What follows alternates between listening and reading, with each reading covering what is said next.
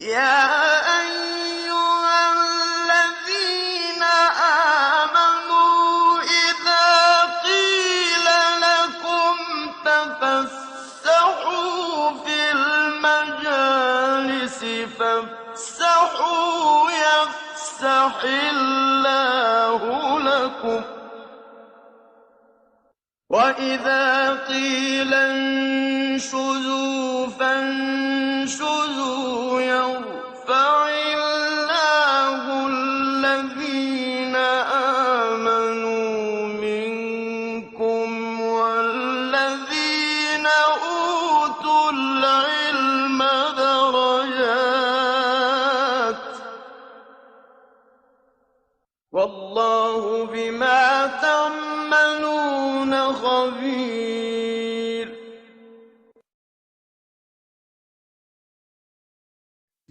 Ayat yang tadi kita dengarkan dalam surat Al-Mujadalah ayat 11 menjadi landasan keberhasilan ilmuwan muslim dalam menguasai ragam disiplin ilmu tertentu yang membutuhkan niat yang lurus dan tekad yang kuat.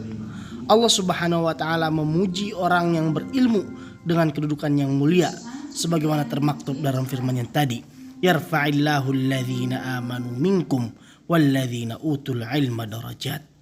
Allah Subhanahu wa taala akan meninggikan orang-orang yang beriman di antara kamu dan orang-orang yang diberi ilmu pengetahuan beberapa derajat lebih tinggi daripada yang beriman. Pada masa keemasannya, kota Baghdad menjadi kota internasional yang sangat ramai dan di dalamnya berkumpul berbagai unsur bangsa seperti bangsa Arab, Turki, Persia, Romawi dan lain sebagainya. Ini disebabkan karena besarnya perkembangan ilmu pengetahuan di kota Baghdad yang menjadi magnet untuk orang-orang datang dan belajar di kota Baghdad. Yang menyebabkan kemajuan ilmu pengetahuan pada masa Daulah Abbasiyah antara lain ada beberapa faktor. Pertama, banyaknya riset dan kajian tentang ilmu pengetahuan yang dilakukan oleh ilmuwan muslim itu sendiri. Sehingga proses penerjemahan buku dari bahasa-bahasa lain, dari bangsa-bangsa lain ke dalam bahasa Arab menjadi sangat besar. Terutama ilmu kedokteran, kimia, ilmu alam, ilmu logika, ilmu filsafat, ilmu falak, ilmu matematik, seni dan lain sebagainya. Kedua, banyaknya ilmuwan muslim yang melakukan pengembaraan keliling dunia, antara lain benua Asia, Eropa dan Afrika untuk menuntut ilmu. Setelah kembali dari pengembaraannya, mereka menulis ensiklopedi.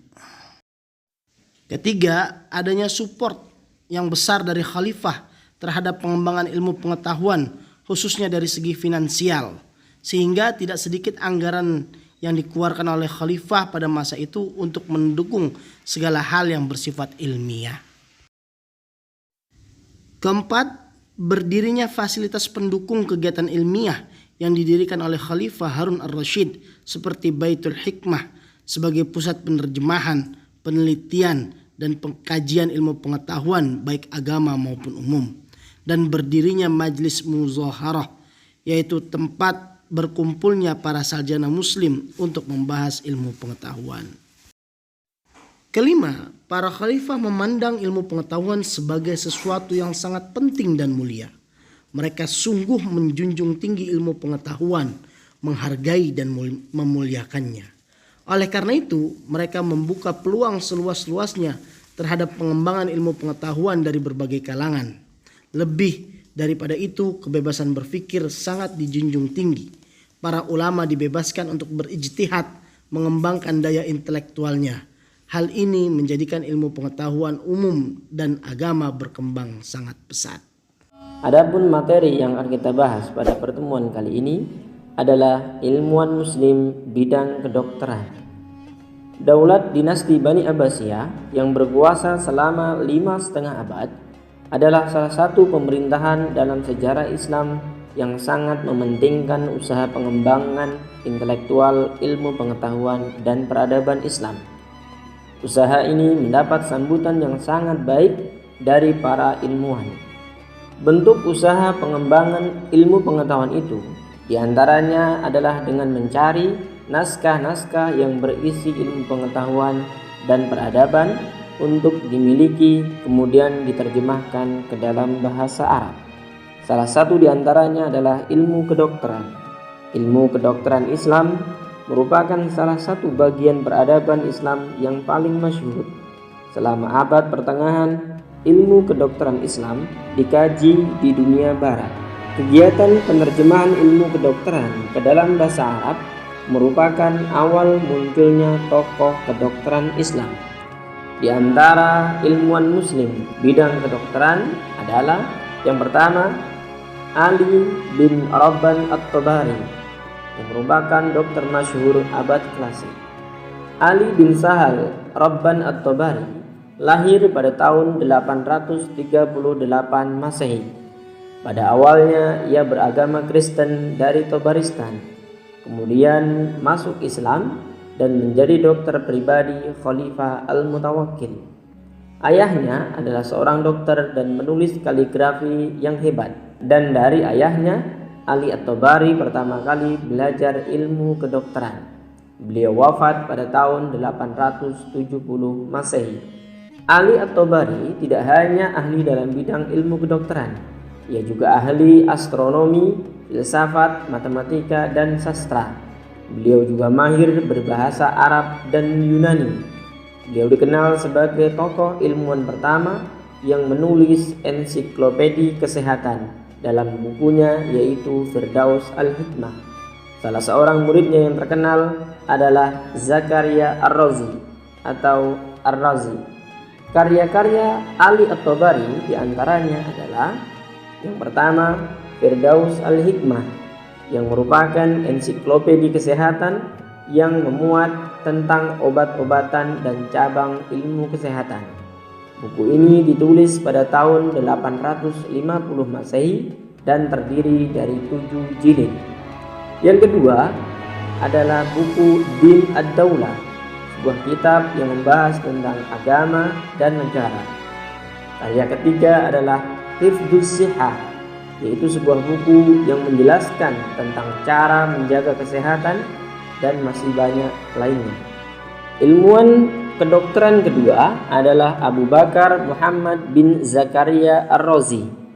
Abu Bakar Muhammad bin Zakaria Ar-Razi berasal dari Persia, lahir di kota Rai pada tahun 865 Masehi dan di dunia barat dikenal sebagai Ar-Razes. Ar-Razi adalah murid cemerlang dari Ali bin Sahal Rabban At-Tabari. Setelah mempelajari matematika, astronomi, logika, sastra, dan kimia, ia memusatkan perhatiannya pada kedokteran dan filsafat. Ia menjadi seorang dokter dan filosof besar pada masanya. Di Baghdad, Ar-Razi dikenal sebagai kepala dokter di rumah sakit besar yang ia dirikan sendiri. Ar-Razi merupakan penulis paling produktif. Semasa hidupnya, ia menulis tidak kurang dari 200 karya ilmiah. Di antaranya adalah yang pertama, Al-Hawi. Buku ini merupakan karya utama Ar-Razi dalam bidang kedokteran. Al-Hawi merupakan ensiklopedi kedokteran karya Ar-Razi yang terdiri dari 20 jilid. Yang kedua, Al-Judari wal Hasbah, sebuah buku yang membahas tentang penyakit cacar, campak, dan bisul. Buku-buku Ar-Razi banyak dijumpai di perpustakaan universitas di Eropa pada abad pertengahan karena digunakan sebagai buku rujukan untuk dunia kedokteran barat abad pertengahan. Di antara penemuan Ar-Razi dalam bidang kedokteran antara lain yang pertama, penyakit cacar.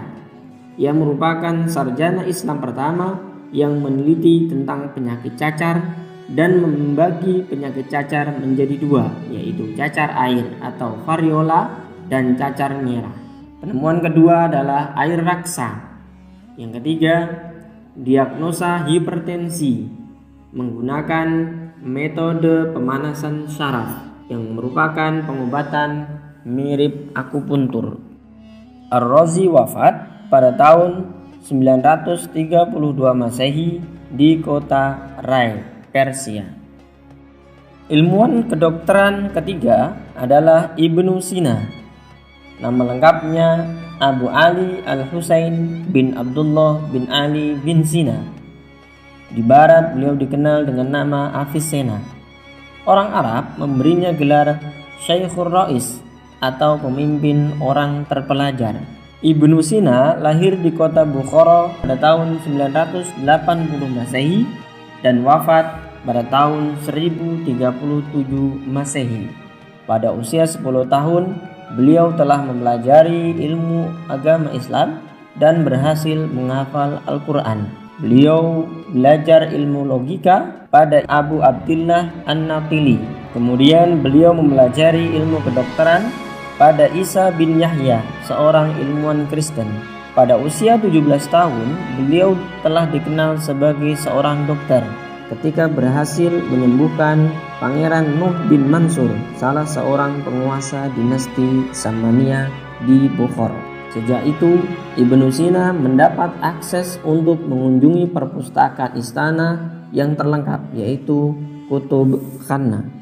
Dalam dunia kedokteran, Ibnu Sina adalah ilmuwan muslim pertama yang menemukan sistem peredaran darah manusia, di mana 600 tahun berikutnya disempurnakan oleh William Harvey.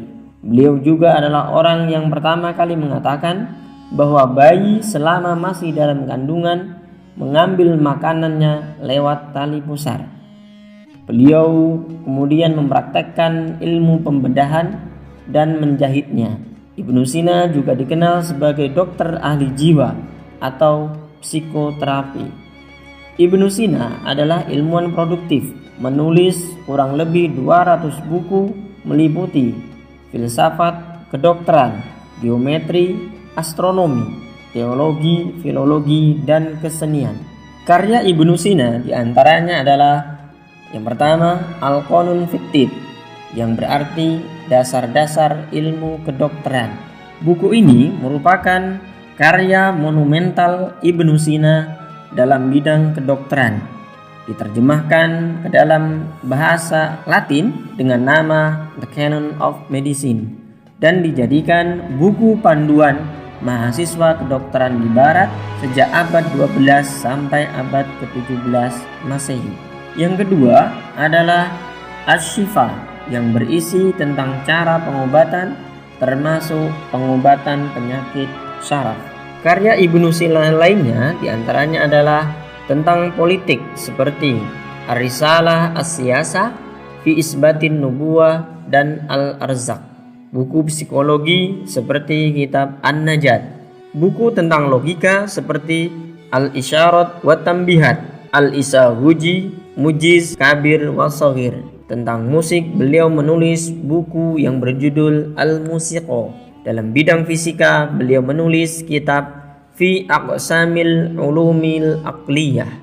Dalam bidang filsafat, seperti buku Asy-Syifa, Hikmatul Masyriqiyyin, Kitabul Insyaf, dan Nesnameh, Kitabul Hudud, Uyunul Hikmah, dan lain sebagainya. Tokoh kedokteran muslim lainnya adalah Abul Qasim Az-Zahrawi Al-Qurtubi, yang dikenal di Eropa sebagai Abul Qasis. Beliau adalah ahli bedah dan dokter gigi muslim berkebangsaan Spanyol yang hidup pada masa pemerintahan Khalifah Abdurrahman III. Beliau menulis sebuah ensiklopedi At-Tasrif Liman Arjaza Anit Ta'lif. Al-Zahrawi juga menemukan jarum suntik, kait, jarum bedah, benang bedah, gergaji tulang, pisau bedah, juga alat bedah untuk uretra, telinga, dan tenggorokan. Beliau adalah dokter pertama yang menggambarkan kehamilan ektopik dan mengidentifikasi sifat genetik hemofilia.